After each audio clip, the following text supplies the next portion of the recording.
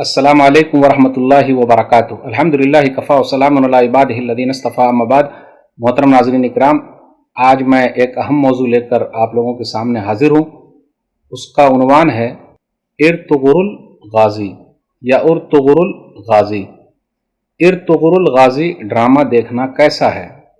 ناظرین اکرام، Ertugrul الغازی drama ابھی پوری دنیا میں نوجوان دلوں کی دھڑکن بنا ہوا ہے۔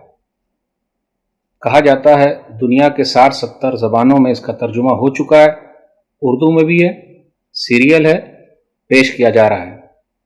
اصل میں یہ عثمانی خلافت کے پہلے خلیفہ عثمان کے والد ارطغرل الغازی کے نام پر ہے۔ یہ کہا جاتا ہے ان کے بارے میں 1188 عیسوی میں پیدا ہوئے، 1281 عیسوی میں وہ دنیا سے چلے گئے، تو ان کے بارے میں دکھایا جا رہا ہے اور دنیا کی کئی زبانوں کے اندر ہے اور سیریل وائز وہ چل رہا ہے۔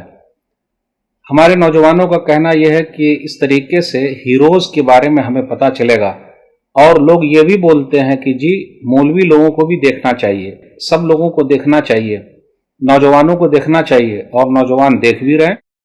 ہمارے نوجوانوں کو پتہ ہونا چاہیے کہ خلافت عثمانیہ سے پہلے بھی کئی خلافتیں گزر چکی ہیں۔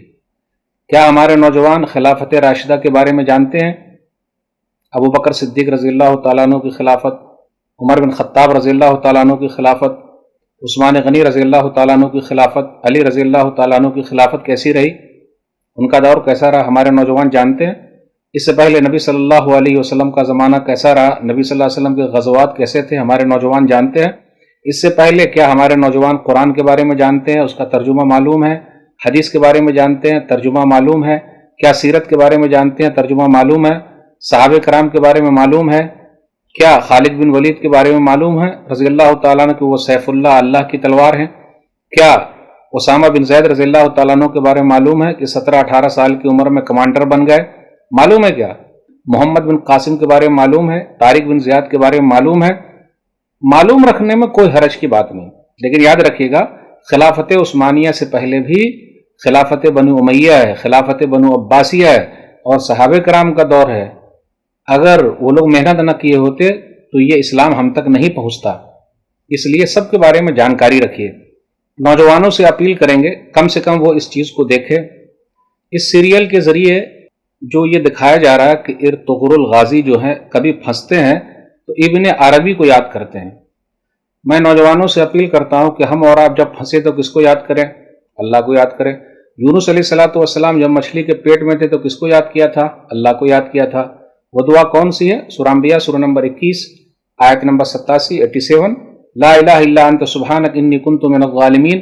تمام نبیوں نے کس کو یاد کیا ہے؟ اللہ تعالیٰ کو یاد کیا ہے۔ تو پھنسنے میں اللہ کو یاد کرنا یا غیر اللہ کو یاد کرنا ہے؟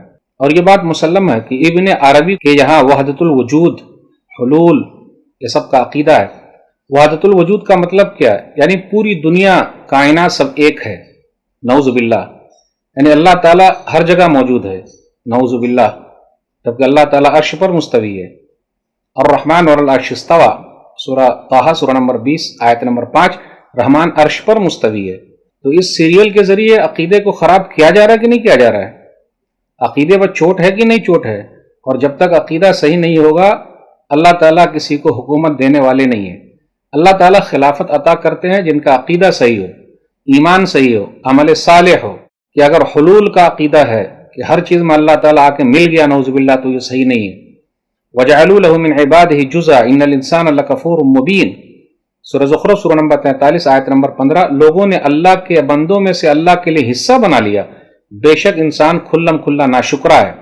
تو اس ارطغرل الفلم کے ذریعے، سیریل کے ذریعے عقیدے پر چوٹ ہے۔ اللہ کے واسطے اپنے عقیدے کو عقیدہ توحید والا بنائیے، اللہ کے واسطے اپنے عقیدے کو مضبوط کر لیجئے۔ توحید والا عقیدہ رہے گا تبھی فائدہ ہے، ورنہ نقصان ہی نقصان ہے۔ اب سوال ایک اور ہے کہ ارطغرل الغازی میں جن لوگوں نے کردار ادا کیا ہے ان کی زندگی کیسی ہے؟ کیا وہ لوگ نماز کے پابند ہیں، قرآن کے پابند ہیں؟ غور کرنے کی بات ہے کہ ہم اور آپ جو ریل میں دیکھتے ہیں وہی ریل میں لانا چاہتے ہیں۔ ریل کی زندگی الگ ہے اور ریل زندگی الگ ہے، ذرا غور سے سمجھیے گا۔ اسی طریقے سے اس فلم کے اندر، اس ڈرامے کے اندر عورتوں کو بھی لایا گیا ہے، دکھایا گیا ہے، اختلاط مرد و زن ہے، پیار محبت کی باتیں ہیں، بانسری بھی ہے، میوزک بھی ہے۔ اور آپ کو معلوم ہے کہ نبی صلی اللہ علیہ وسلم میوزک سے کتنا دور رہتے تھے، تو کیا کوئی نوجوان اس طرف چلا جائے گا جو نبی صلی اللہ علیہ وسلم کے خلاف ہو؟ نہیں جا سکتا ہے۔ تو اس کے ذریعے میوزک کو بھی بڑھاوا دیا جا رہا ہے۔ حدیث کے اندر آیا، سنن ابی داؤد کتاب الادب حدیث نمبر 4924، نافع بیان کرتے ہیں کہ عبداللہ بن عمر رضی اللہ تعالیٰ عنہ نے بانسری کی آواز سنی تو اپنے دونوں ہاتھ دونوں کانوں پر رکھ لیے اور دور چلے گئے راستے سے۔ پھر نافع سے کہا، هل تسمع شیئا، کچھ سن رہے ہو؟ تو انہوں نے کہا کہ نہیں۔